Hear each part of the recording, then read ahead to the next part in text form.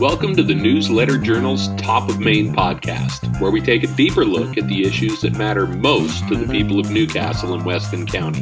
Newsletter Journal publisher Bob Bonner and NLJ News editor Alexis Barker will go off the page and dive into the topics that deserve a different look.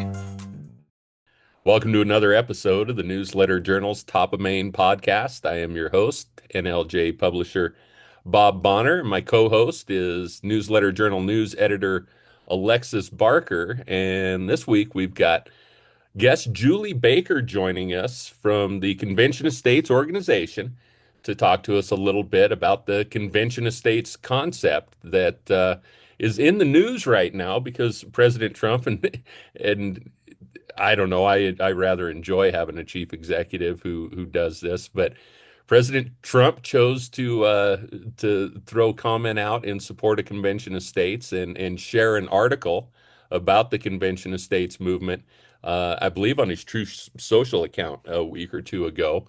And that brought the idea of Convention of States back to the forefront. In Wyoming, we've had a number of people over the years who have championed the idea of a Convention of States. Our former representative, at least for Northern Weston County, Tyler Lindholm, is one of them who's long championed the idea. I reached out to Tyler to see if he wanted to join this podcast, but didn't hear back from him. But Julie Baker, who lives up in Hewlett, was more than happy to come on and talk about the Convention of States. And thank you for doing that, Julie. I'm really excited to bring this topic to people because I don't think they know much about it. Thank you for inviting me. It's going to be fun talking Yeah. about this. And you're right. Sadly, a lot of people don't know about it, and it's really the most powerful tool the states have to rein in the federal government, which is actually their obligation and duty under the Constitution to do exactly that. So the fact that we haven't used this process is a travesty in my estimation.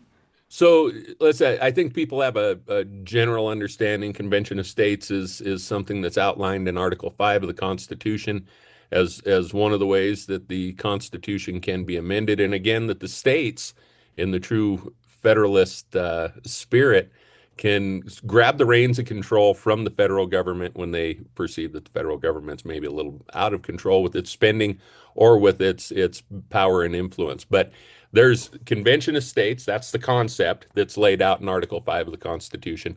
And there's also a Convention of States organization to which you belong. Am I right? Mhm.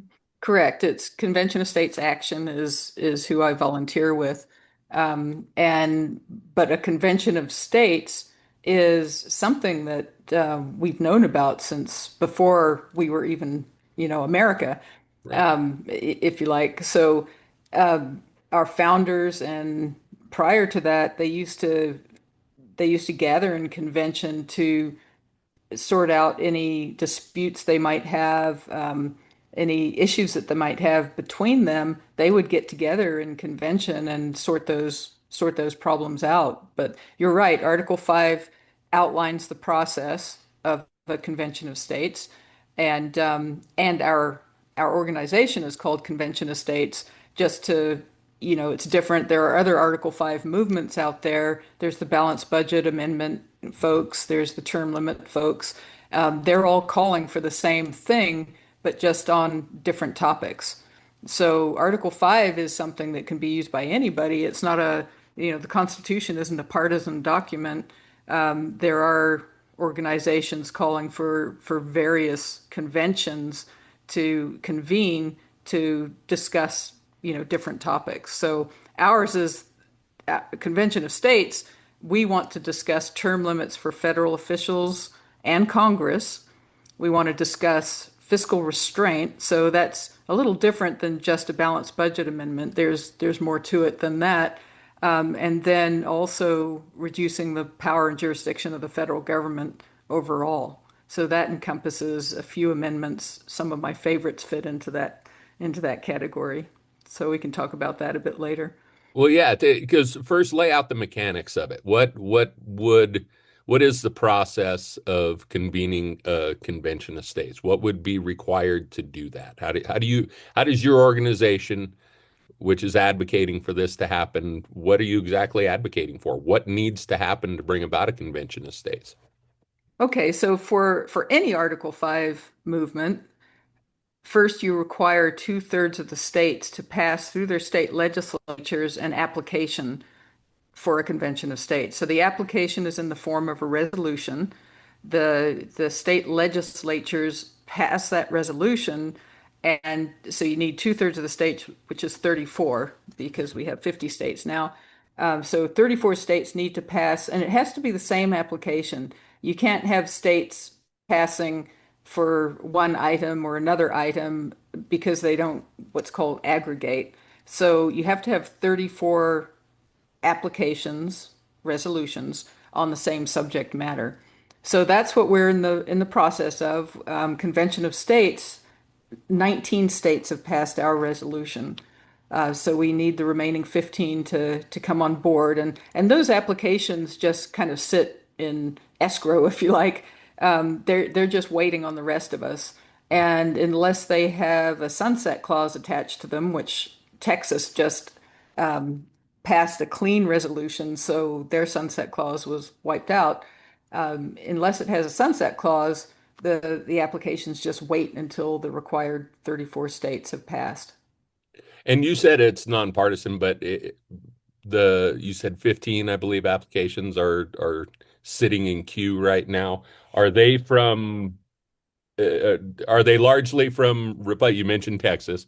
Are they largely from Republican states or Democratic states, or is there a mix right now in this Well, they're states that have? largely from, sorry for interrupting. No, you're Um, good. they're largely from more conservative states thus far, Mhm. the 19 that have already passed. So you have a lot of the southern states. Georgia was the first state to pass. We've got Florida and Texas and Mississippi and Indiana. We just had our leadership summit in Indiana. Uh, but we've got Wisconsin, was one of the later states to pass, and we will need more maybe purplish states probably to get this through. We need 15 more, but but the Constitution isn't partisan. Now, our application tends to appeal more to conservatives because it's about limiting government, and but it's not exclusively conservative. There are Democrats who also feel like they don't want the federal government overreaching into their state when, for example, Trump is in office, they're crying federal intervention, right? And so when Biden is in office, the more Republican states are calling federal intervention. And so there are Democrats who are sponsors on the resolution in some states, and but primarily the subject matter tends to be more interesting to conservatives for in our application. Is Wyoming one of the states that's in waiting? Have we had a resolution passed in the Wyoming legislature? We haven't. We've passed twice in the Senate, Okay. but the House has stopped it both times. But we've been introducing it since I think 2015 might have been the first time there. I don't think it even got introduced.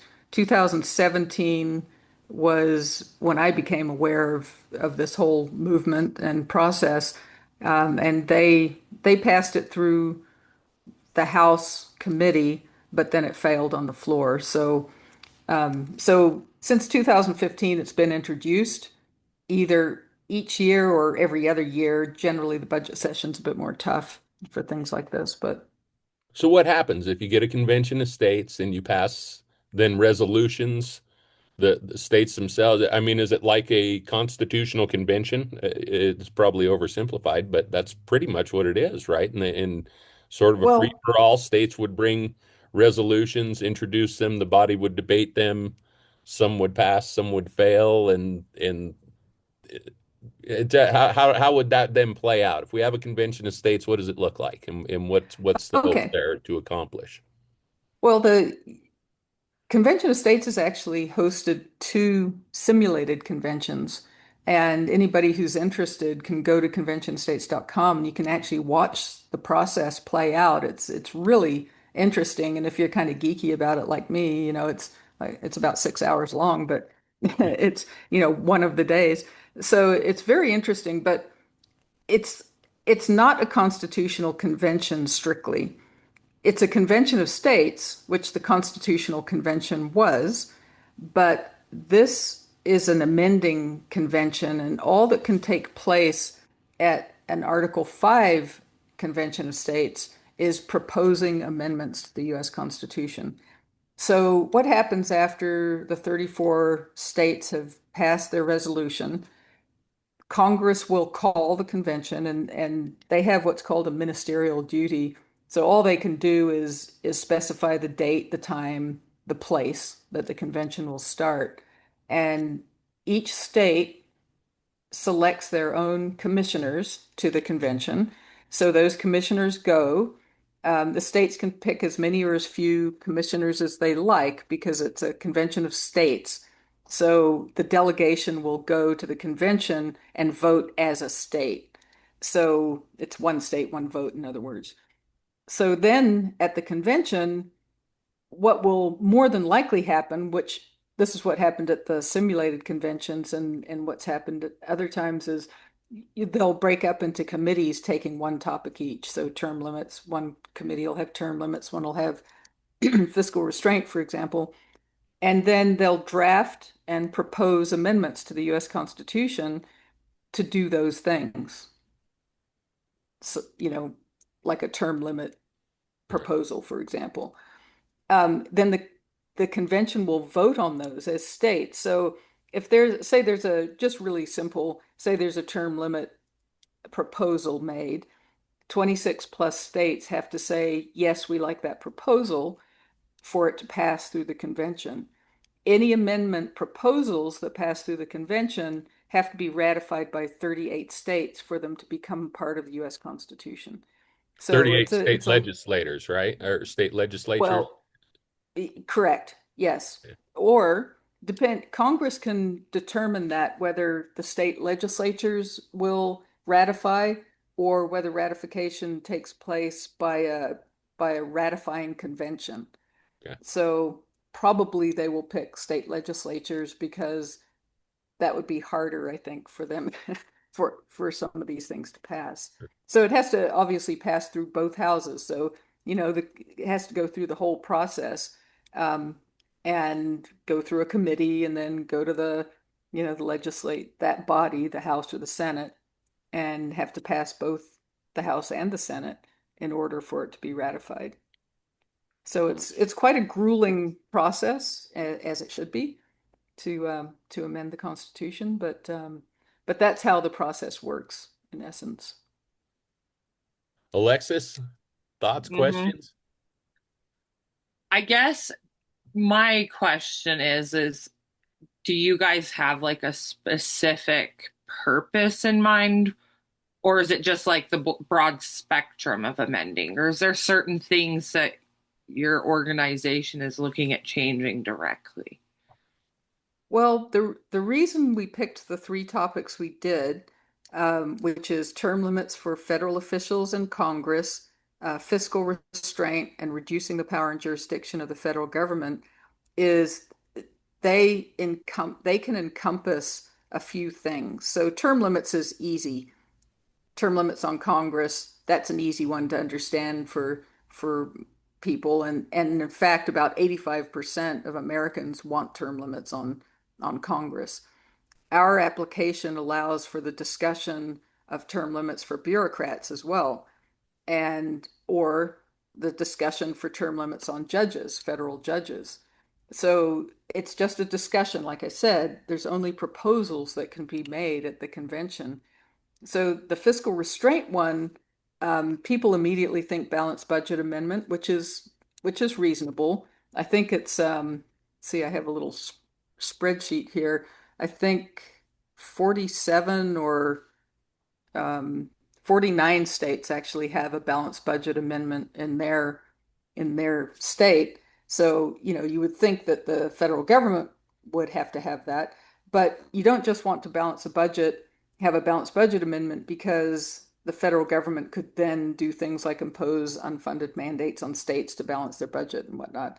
So you'd want to have some side rails on a balanced budget amendment. So, for example, caps and spending or or maybe it takes two-thirds of Congress to increase taxes, or that sort of thing. So that would all be part of the discussion. And then the third topic, reducing the power and jurisdiction of the federal government, could encompass things like a single subject amendment. Um, that would be something that would be really, really interesting to me. I think 45 states have a single subject amendment, and I don't know why Congress wouldn't have something like that. Um, another another possible amendment proposal under the reduce the power and jurisdiction of the federal government topic could be keeping the Supreme Court at 9 justices. So there's no packing the court discussions anymore. So those are some of the things that you could discuss under that topic.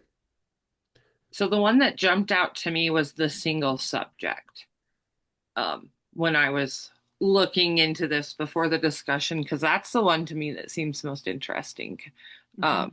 Because you always hear about certain people in Washington padding bills to include other stuff, and I think it would clear up a bunch of things for people and make the picture more clear of what your government's actually doing because they're not burying it in something else. Yeah, that's exactly right. And it's one of my favorites also. Um, it would do a few things. It would slow government down because they would have to debate each single topic. You would know what your representatives, your senators are actually voting on, because when they vote on these omnibus bills, you don't know where they actually stand on any of those things within that, 1,500 page monstrosity, whatever it is. So you don't actually know where they stand on some of the issues within that huge bill. So I think it would increase transparency for sure. And the part I like is it would slow everything down. You wouldn't be able to pass things that you weren't aware of, because, like, to your point, they're buried in that bill, in that huge bill. Which is why that single topic measure has broad bipartisan support from voters Yep. and broad bipartisan opposition from elected office holders because it limits Yep. their power, limits their ability to lie, to hide. What you said, it would make government transparent, and government is by nature oppositional to transparency. So, is the idea of a Article 5 convention of states possibly because you're not going to get that? I mean, it seems easy, even in a state like Wyoming that's all Republican. You would think that you could that you could pass something like that, but you can't because office holders themselves like having that cover to hide behind. Um, Hmm. so is that why a convention of states may be necessary and is important is because it wouldn't necessarily be elected officials representing their states at that convention. It would be more of a citizen movement. I mean, is that part of the appeal of a convention of states? Is that it gives citizens an opportunity to have a little more voice and instead of having to trust their representatives who are the problem, to have that voice for them? I mean, is that or will a convention of states be hijacked by a whole bunch of state legislators who become then are representatives at the convention of states and you might as well we're just talking about Congress then, right? I mean, so what's the appeal? Why is a convention of states maybe seen as a bit of a silver bullet for some of this? Well, the silver bullet aspect is that the U.S. government is unlikely. They're the ones that have created the problems that we as citizens see exist. Mhm. $37 trillion is an obvious one. Um, and they are not likely to want to restrain their own power. They've created this system that they can work in, they can enrich themselves in this system, and it's like this huge, aircraft carrier, I guess. It's very, very slow to turn around if anybody even wants to turn it around. And there have been a lot of people who go into the government for all the right reasons, and they're good people, but they just can't, they just can't affect any change. I don't know if you remember Senator Tom Coburn from Oklahoma. He I used do. to, you do. So he actually left early, and he used to be one of our senior advisors. He left and joined Convention of States, and he sadly passed away a few years ago. He'd been battling cancer for quite a long time. But that's what he said. He said you cannot fix Washington, D.C. from within Washington, D.C. You have to fix it from the outside. It has to be citizen uprising. And the only way you can do it is through an Article 5 convention. There are lots of other ideas that people throw out there that aren't in the Constitution necessarily. This is a peaceful, legal, constitutional method for reining in the federal government, which, like I said earlier, is the responsibility of the states. That's one of their roles, and they've abdicated that responsibility horribly. Our founders would be appalled that we're thinking of solutions other than an Article 5 convention, because that's the process they put in for this purpose. And so that's what he said, and he spent his right up until his dying day um, traveling around to states, talking to state legislators. Um, to your point about, I guess you were alluding to who would represent us at a convention. Typically, it would be legislators because they're used to that sort of process.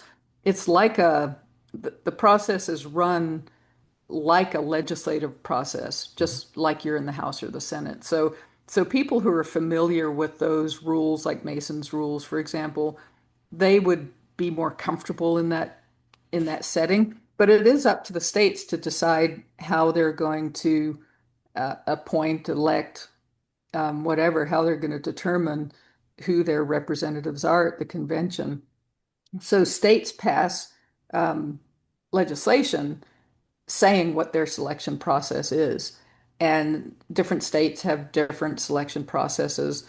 They often states will pass also what's called what we kind of term a faithful delegate piece of legislation, which sets out some penalties for not following what the state tells you you have to do when you're at the convention. So they're called commissions.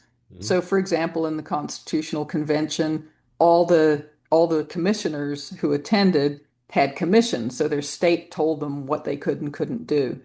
And so that's what Wyoming has that. Wyoming has a selection process already in statute, as well as a faithful delegate piece of legislation. So we know how we would select our commissioners.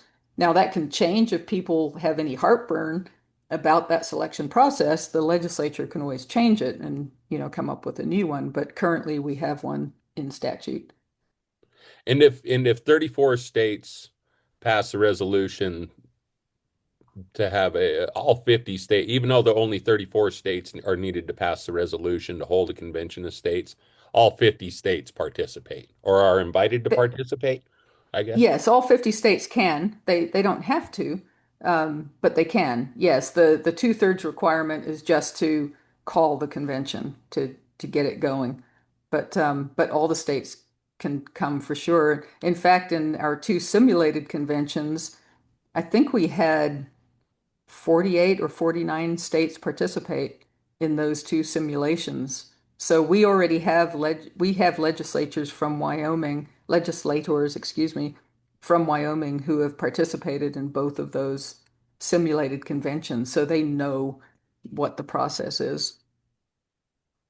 Would we be able to accomplish more than Congress has already? I mean, back to the point, and we're talking about Senate elected officials, and I know there's this idea that state legislators are superior to federal representatives, and I wouldn't argue with that entirely necessarily, but how, what's the chance? Do you think this has a more realistic chance of enacting change, or does this, if we are able to get this done, What's to help guarantee that this doesn't get hijacked by the bureaucracy, the way state legislators do, the way the federal government has been? I mean, the problem that you're seeking to resolve with the Convention of States, I guess I do you worry that that very problem you're trying to fix, that the beast doesn't want to be killed and that it will do everything it can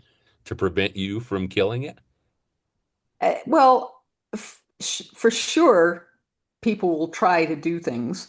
I don't have any kind of illusions around the deep state trying to get their fingers in there, but but I don't but I don't worry about it, because the only thing that a convention can do is, like I said, make suggestions.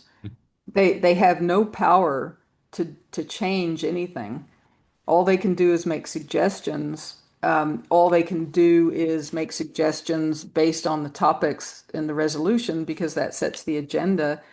And and anything coming out of the convention, which is limited to those three topics, has to be ratified by 38 states. So for a start, you can't propose anything that does anything but limit the federal government.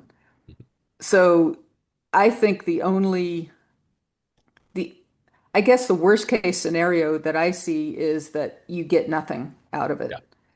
Um, the best case scenario is you have some amendments like a single subject amendment, which I think if that was the only thing to come out, that would be huge for the country. So, worst case scenario, nothing happens. Best case scenario, we get some good amendments out to the states for ratification. And And then even the in the citizens worst, put yeah, pressure. yeah, in a worst case Go, scenario, good conversations are held, and citizenry, I think, would become more informed just out of the exercise itself. yeah, exactly. We'll have the most widespread, widely watched civics lesson that we've had in the US in a very long time. And I think there's Yeah. value in that. Hmm. Agreed. I do. Yeah. Let's have that discussion. Decker's Market has been a family tradition that has proudly served Northeast Wyoming since the 1950s. It is a tradition that is sure to continue with the family's new superstore in Newcastle, where consumers can enjoy a modern shopping experience complete with a deli, floral, and gift shop and a full-service pharmacy. We invite you to sit down with friends and enjoy a cup from Cambria Coffee while you're in the store. And don't forget to pop in and check out the weekly deals at Bootlegger's Liquor before your shopping is done. Go Broncos, go Pokes, go Dogies, go to Deckers. We look forward to being a part of your family traditions for years to come. Can you, Alexis, you cover enough elected bodies, and I've become disenchanted in the ability of elected bodies to enact change. What do you where how positive, how optimistic would you be that something like this could produce a positive result after covering government for over a decade? Uh, it's a tough one because I'd like to be optimistic, but at the same time, I question how much would actually get done because the states have never even tried, or they're just barely trying. It hasn't happened before. I uh I guess that's what I'm wondering. It's just like, why hasn't this happened yet? And that makes me question if it would get anything accomplished. Why hasn't one been held before? I think it, of all places, it might have been the New York Times had a column not too long ago that said, it's been decades since the Constitution has been amended at all. 60 years or more now, I think. And the point of the column was, like I said, I think it was from the New York Times, was that the lack of amendment to the Constitution for so long is itself bad for democracy or our republic, whatever. I don't split hairs over that or argue with it too much. I know we're a republic, but if people want to call it a democracy, I don't fight with them too much. But the point of it being that it's healthy to amend our Constitution, especially if you think about the way the world's changed in the last 70 years. The Constitution is meant to be a living document. It's not meant to be the last word. The founders never intended it to be. That's why Article 5 made that very clear. So why has a convention of states never, and I know you can't definitively say, but why do you think, Julie, that a convention of states has never been held before? And why has it been so long since the Constitution's been amended? I mean, these are balanced budget amendments, term limit amendments, single subject bill amendments. Those are things that have all been out there for decades. Those are Mhm. ideas that people have championed for a long time, but we haven't seen any movement, and we never have seen a convention of states. Why do you think that is? Well, it's hard for a start. Um, so, that's the most obvious reason. It's difficult, and like I said, it should be difficult to it's hard to get 34, it's hard to get a supermajority to agree on anything. And so, these topics, whatever the topics are, it's tough to do that. There've been over, I think it's like 450 applications for an Article 5 convention, and we haven't had one just because we haven't had two-thirds on the same topic. So if the topics, this is a concern that some people have, that they'll change, that you'll get into convention and people will propose things that are outside the scope of the convention. And the fact that we've never had one, even though we've had 450 or more applications, shows that the topics do matter, because you do need the two-thirds agreement on the subject matter. So difficulty is one thing. And then there's a lot of I hate the word misinformation, because It's it been abused. I'm with you. it's been abused. There's so many words that have been Mhm. abused, but for want of a different word, there's a lot of misinformation about Article 5 convention and what can and can't happen at one. So early when the balanced budget amendment folks got going in the 70s, and then there was another Article 5 application out there for a right to life amendment after Roe v. Wade, there's a lot of information started coming out about a runaway convention, which is, going outside the scope of the application.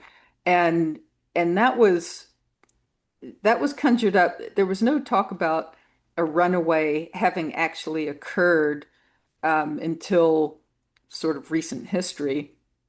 And and the reason that that fear was put out there was because they didn't want change in the federal government, or in the case of the Right to Life Amendment, the Supreme Court Chief Justice didn't want his signature decision overturned. So so information goes out there that this is a scary process and that we shouldn't do it. And basically the founders didn't know what they're talking about. We don't have good people anymore who could attend this convention and actually do the right thing. And so people are afraid of it. And once you get a little bit of fear into somebody's heart, that's hard to turn around, which is why, a lot of people use the fear tactic, because once that's kind of solidified, it's hard to undo that. So, But even if, and again, this is so typical. This is what government does to protect itself, is it stokes fear in citizens. Um, it- there's so many protections in place. I mean, even first of all, you can propose, even if you had a runaway convention and these renegade proposals got endorsed by 26 states and approved, still then you're going to need 38 states to make that renegade proposal. I mean, there's so much protection in place to ensure that us citizens can't abuse government. But government right, again is stokes fear in citizens by convincing us that we are that we're a danger to ourselves. I mean, isn't that basically the argument? I mean, which is just this hugely, British argument of 1775 of no, you ignorant Americans can't be trusted to govern yourself. I mean, isn't that really what those who are opposed to a convention of states are saying? Because all they're Yeah. just trying to stop conversation from taking place because it's so very, even if convention of states is able to pass all three of those proposals, to get 38 state legislatures then in this country to ratify any one of them is going to be incredibly difficult. So, I mean, can we at least just say that it really is just a boogeyman being, yet another boogeyman manufactured by bureaucracy to say to not hold this? I mean, it just seems we've tried everything else. Why not try to actually, if we're going to unify the country, why not try to actually bring the country all together and meet and have a conversation? Isn't that what a convention of states is really all about? That's exactly right. And if you do the inverse math, it takes only 13 states to Yeah. stop anything.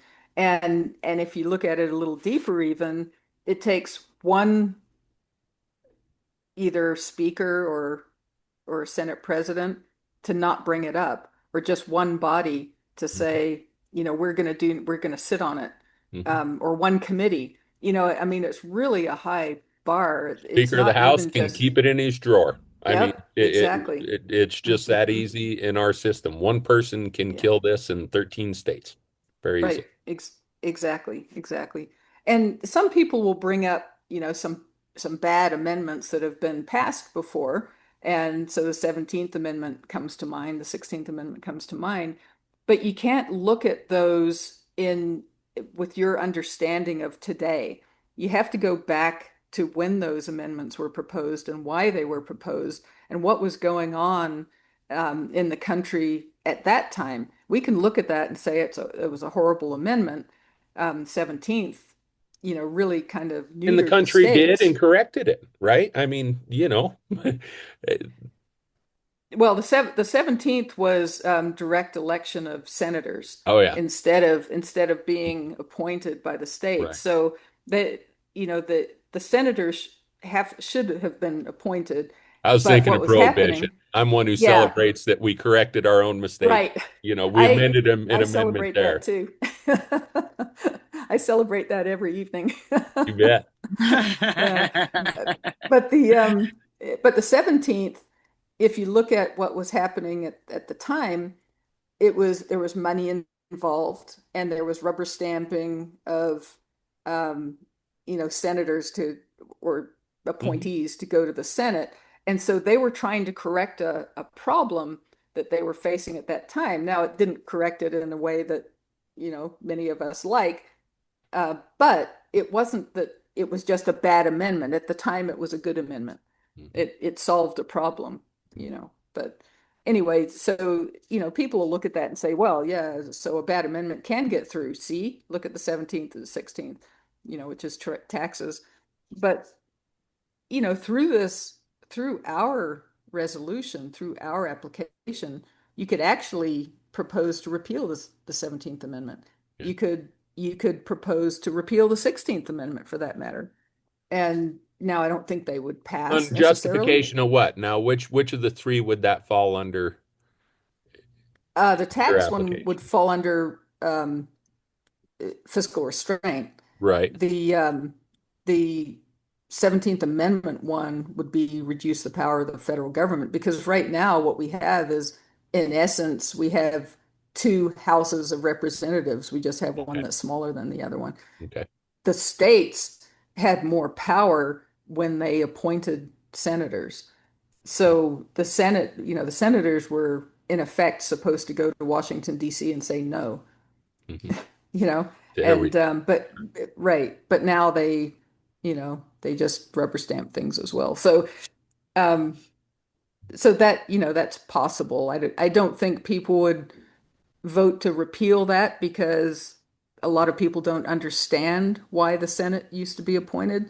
And so they just think, oh, my voting rights are being taken away because I can't, elect my senator. So that'd be a hard sell, but but it could be done, proposed.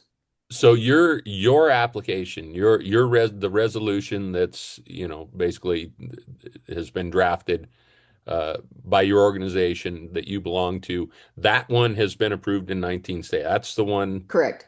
that's sitting 15 states away from making this a reality.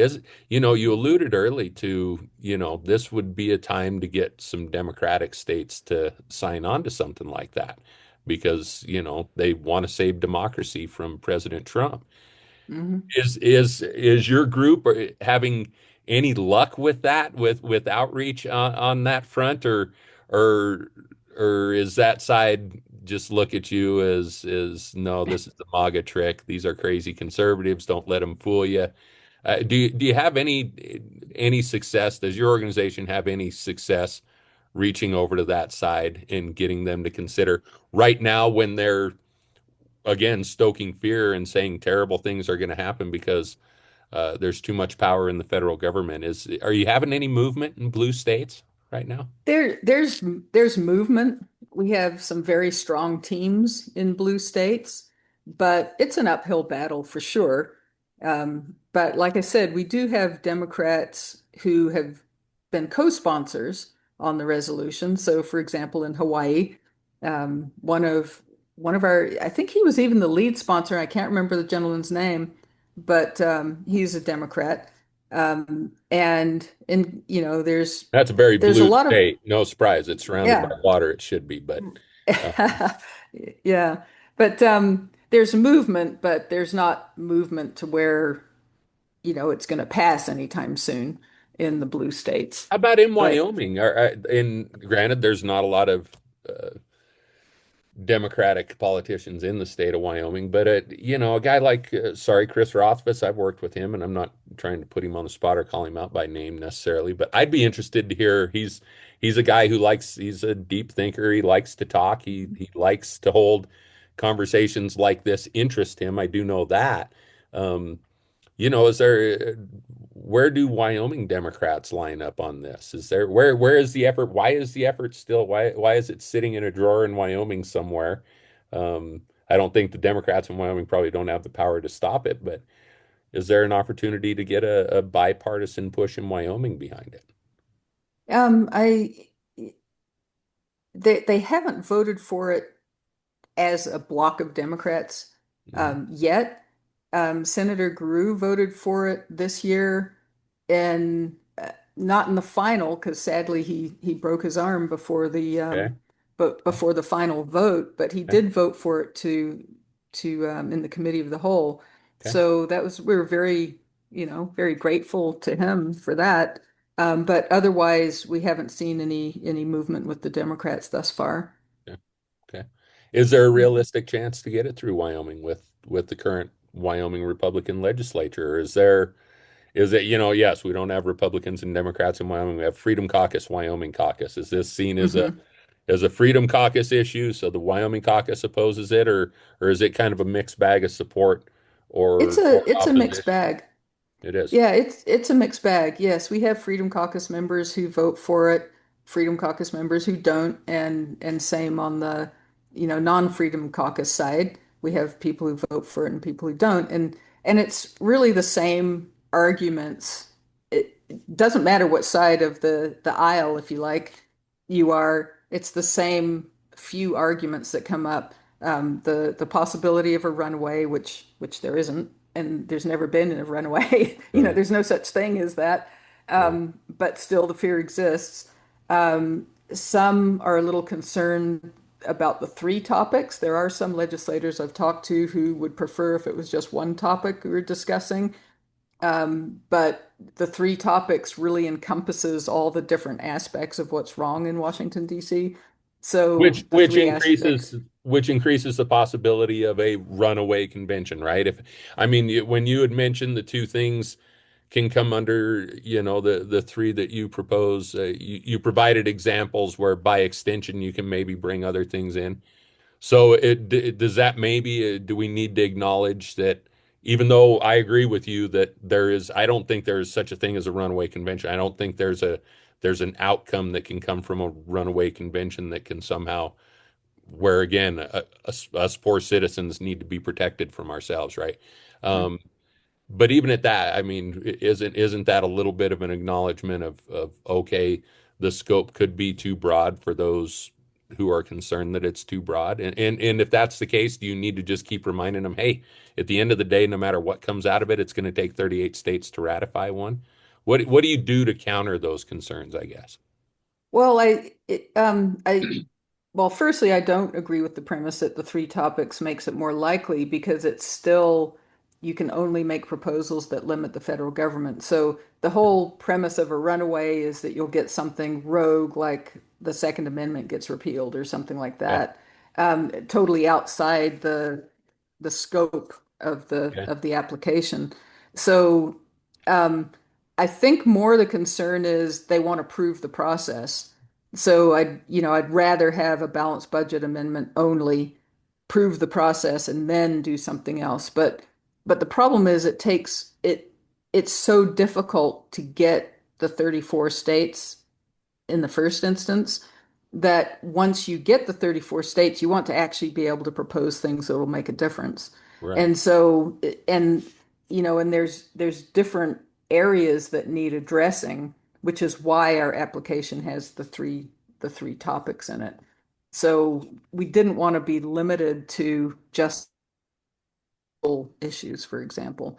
We want to be able to address the single subject type issue or the keeping the Supreme Court at nine or there's other amendments that getting the Commerce Clause back to what it's originally intended to do, and same with the General Welfare Clause. Those are two parts of the Constitution that have been eroded by the Supreme Court. And the Supreme Court has, in essence, granted power to the federal government through some of their decisions that allow the federal government to regulate whatever they want and spend on whatever they want. And so to get some of these clauses back to what they originally were intended to do, you really need an amendment. You need to overturn the decisions, but that's even more fraught and unlikely than proposing an amendment to do it all in one fell swoop. So um, I guess to your point about just explaining to some of the legislators why the three topics, yes, we can do that, but they have to come around to, accepting that as a good reason, good answer.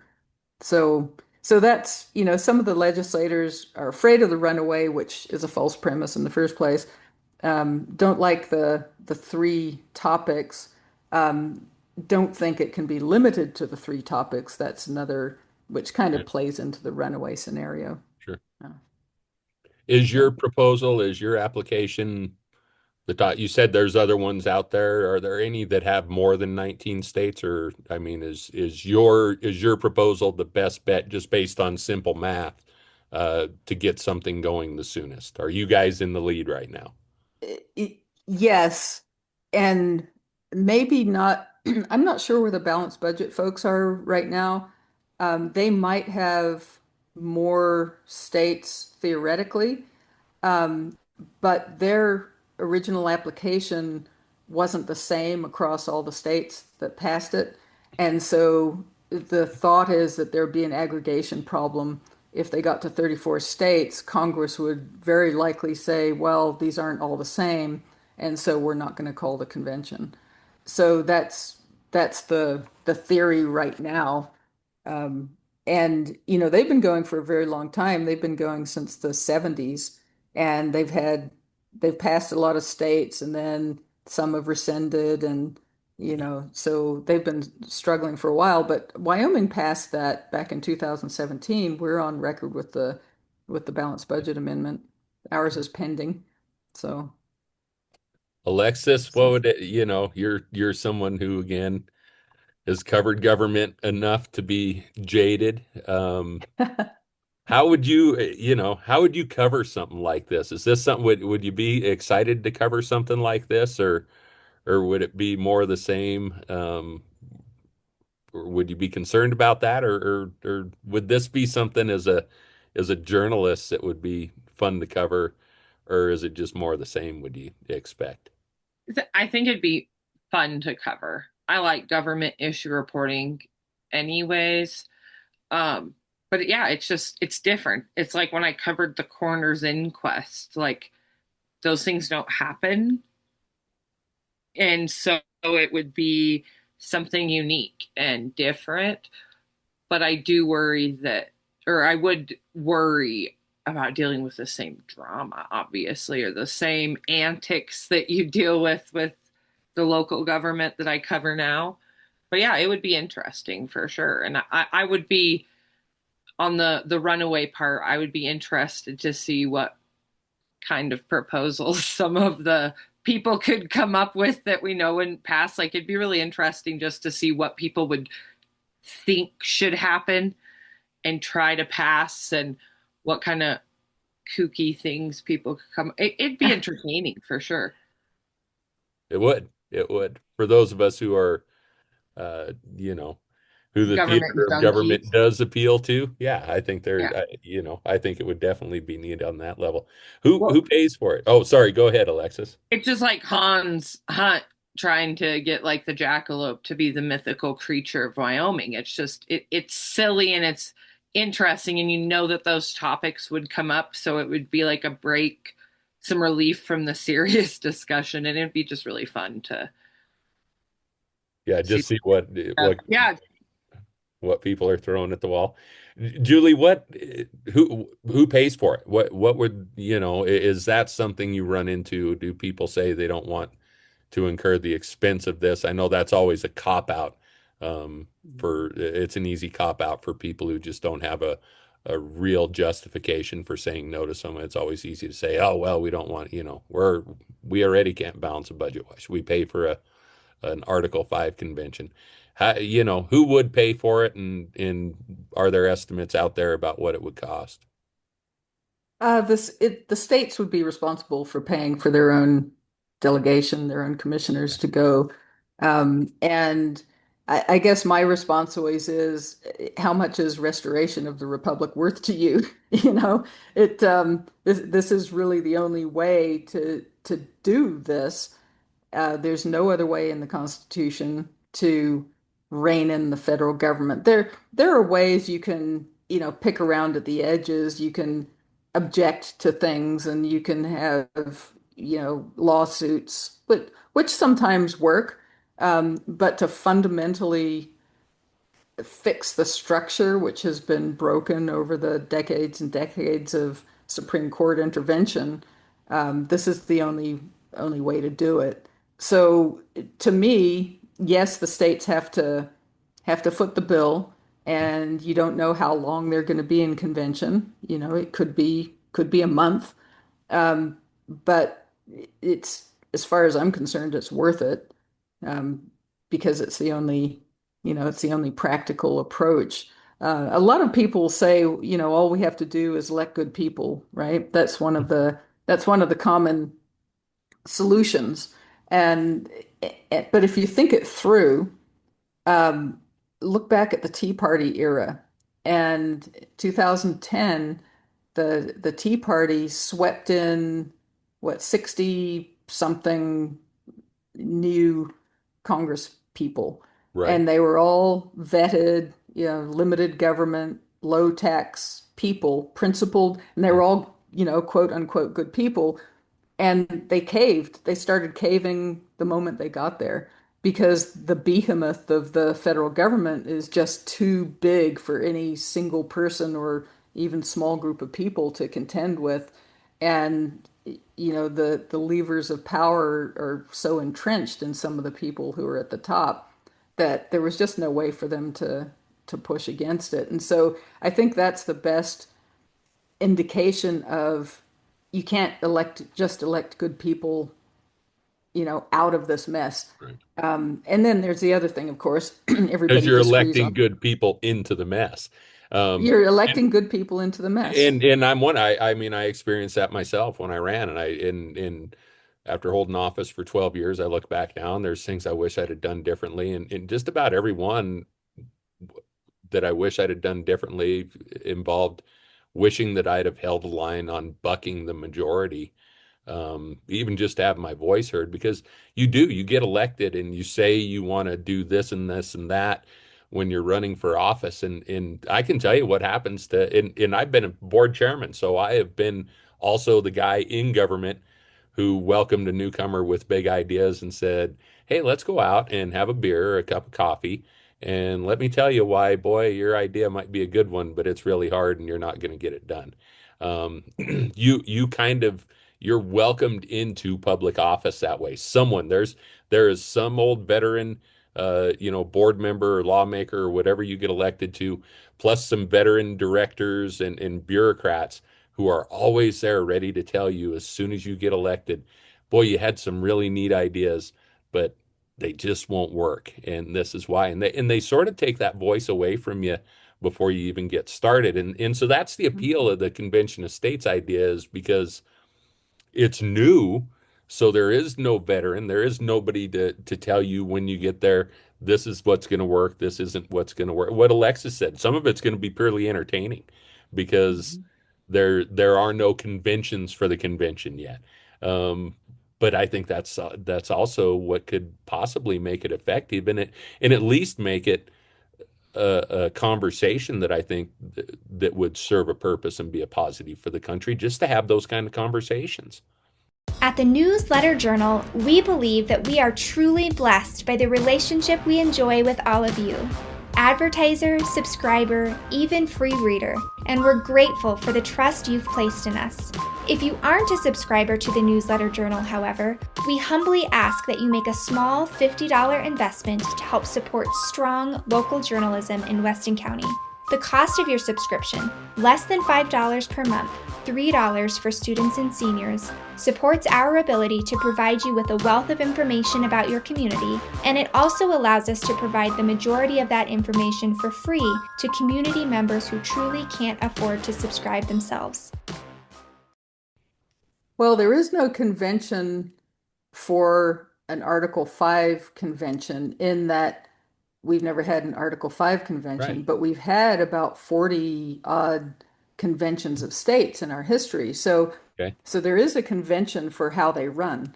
And they've all run the same. They've all been one state, one vote. They've all followed the rules. They've all done what they said they were, they've all done what they said they were there to do, and then adjourned after the fact. And so the latest, or the most recent, I should say, convention of states that we've had was in 2017 in Phoenix, and that was to propose rules for a balanced budget amendment, Article 5 convention. So they discussed the rules that they might follow at that convention, and then they adjourned when they were done. And in fact, I think we Who had, was the authority that convened that? I mean, why didn't we hear more about that? I wasn't aware that that had taken place. Um, yeah, I'm not so sure so was who. it an actual, if it's not an Article 5 convention of states, is it an actual convention of states? I mean, Hmm. Yeah, they do. yeah. So what's the convening authority? Who says, hey, and how many states then showed up for that? Um, I wish I had those details. Sorry, I Dan put you on the Larson. spot, but No, no, yeah. that's okay. No, that's okay. I should know that. If if I'm not mistaken, and I could be, I think 19 states went to Okay. that, and Dan Larson went. Okay. So we could talk to him about that. I can't remember who else We went. worked with him on the Weston County clerk. Alexis and him had a nice conversation just on Monday on the Oh, good. county clerk Well, committee that he's on. he's the guy is he's the one I would go to ask about that convention. And he's actually been to simulated convention too, Article 5 convention. So all the conventions, all the history that we have of conventions, even before the Constitutional Convention, all run the same way. And it depends it depends on what kind of convention you're having, who calls it. So for example, the Constitutional Convention is called by the states. Okay. An Article 5 convention is called by Congress on application of the states. Okay. And so, it depends what kind of convention you're having, but as far as how they run, they run the same way. There's a History has level, told us. there's just a level of legitimacy granted by the Constitution to an Article 5 convention that makes it a more serious deal, right? Much more of a commitment for the country to that sort of. Right. convention of states. Right.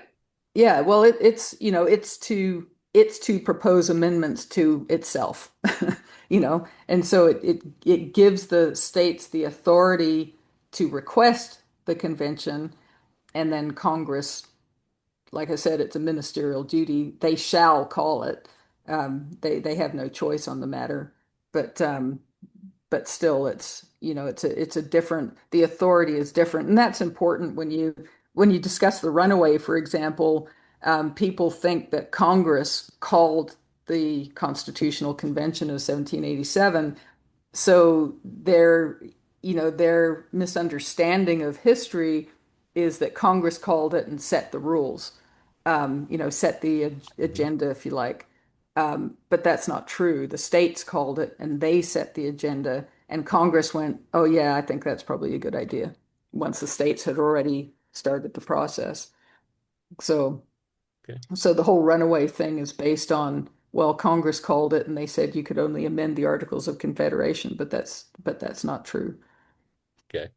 Yeah. So realistically, what does President Trump's endorsement do? Does it put some wind beneath your wings? Is there Well, realistically how many states, you got to think, especially if he tweets more than once. Right now, he's just sort of, he threw it out there. He throws a lot of things out, right? mhm. Um, and so is that something your group's doing, is saying, hey, President Trump, could you maybe thump on this a couple more times in the next few months? And if he does, I would say it's got to put a state like Wyoming in play for sure, right? And boom, man, that suddenly you're at 20.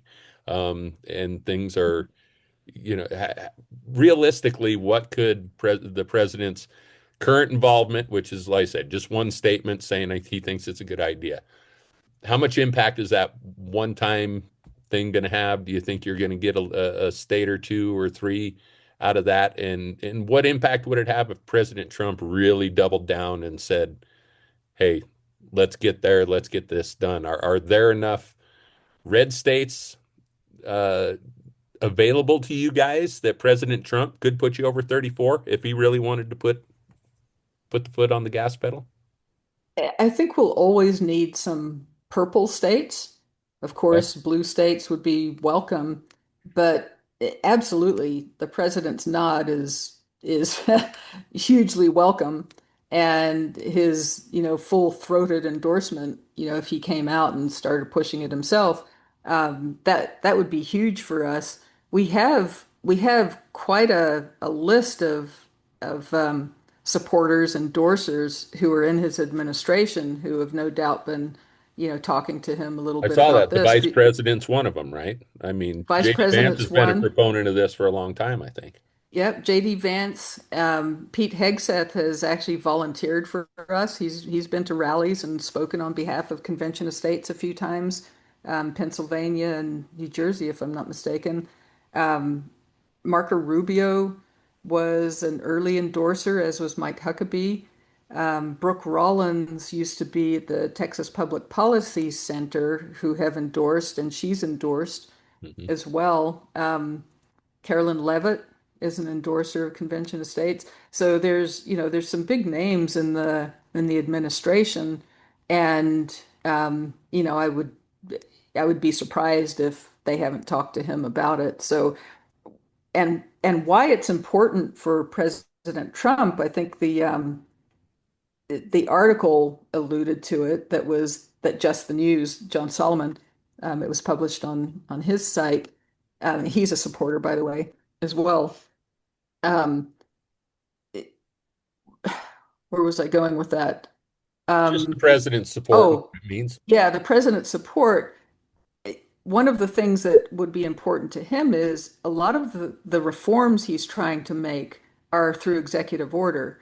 Mhm. And when you do things through executive order, they can be undone immediately by the next president if they want to. So it's tenuous. Um, Right. Now he's doing a lot more in other ways as well, but an Article 5 convention could make permanent some of the reforms he's making, and put them in the Constitution, some of the things that he's doing. Like for example, the Department of Education, if he has success in whittling that down a little bit, there could be an amendment proposal um, keeping the government out of education, for example, the Sure. federal government at least. So it should be appealing to him from that perspective that some of the things he wants to see happen are made permanent and put in the Constitution.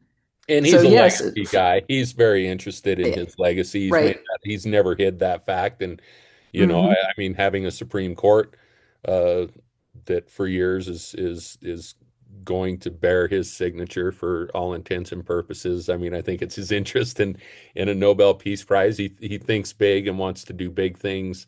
And Hmm. and I also think that he is acknowledging his, maybe his age and the realities of the current Constitution and term limits on presidents, and in realizing that he doesn't have much time. And I've got to think that all of those things add up to be pretty good motivators for President Trump Hmm. to push Yeah, this idea. And yeah, he likes doing unusual big things too. And that's right. this would be a really big thing. And obviously it'd be unusual because it's never been done before. That's right. And under his watch, we had the very first Article 5 convention in history. I Hmm. mean, that you can't get more, you Yeah. can't get bigger than that, you know? No. So, yeah, And I think it's yeah. exciting just because I too embrace unique and different. And Hmm. I've been involved in government long enough that I've grown quite frustrated with it, and I'm ready for some change. Julie, this has been great. I thank you for coming. Alexis, any final thoughts? We got to get Julie out of here. We've kept her talking for an hour. I've certainly learned a lot, and I'm kind of excited. I always thought I was maybe a proponent of this, but I thought it could really just be much ado about nothing. But after talking to you, I'm encouraged, and if nothing else, man, I think we need to get together and talk and get in rooms and disagree with each other, and if there's an opportunity for us to do that, regardless of what else it produces, I've got to say I embrace the idea. Alexis is as someone who's been through a lot of the same experience as me, at least on the journalistic end. What's your take? What's your closing thoughts on this? I think it's something that everyone should consider. And I guess I would encourage people even more to pass the resolution or whatnot, because no matter what side of the fence you're on, I don't know how you can argue that this is a bad thing, that this isn't something that good things could come out of, whether you're Democrat or Republican. I just don't know how you can disagree with the idea of getting together and trying to get something done and update a document that we're allowed to update. Hmm. Yeah, Julie, how Well, about and you? You sound encouraged right now, Julie. mhm. Is it time to get after it and see if you guys can get this done? It's definitely time in Wyoming. I can't believe Wyoming wasn't the first state to pass it. It seems to be right where Wyoming should be. And when you talk to people who have signed the petition, that's what they say. You mean Wyoming hasn't passed this yet? And it's like, no, go figure. It's just a strange phenomenon that the reddest state is, you know, hasn't even come to number 20 yet. Where You is know, and sorry, this is well not off topic, but I just had the thought as far as the time being right. Where was Charlie Kirk on this idea? Is there an opportunity? His Turning Point is really expanding right now, and in the wake of his assassination, is this something that Turning Point has ever taken a look at? Because that idea of bringing people who disagree together to debate, obviously a cornerstone of that organization, they would be a really, really powerful voice for this right now. Have they ever sounded off on it before?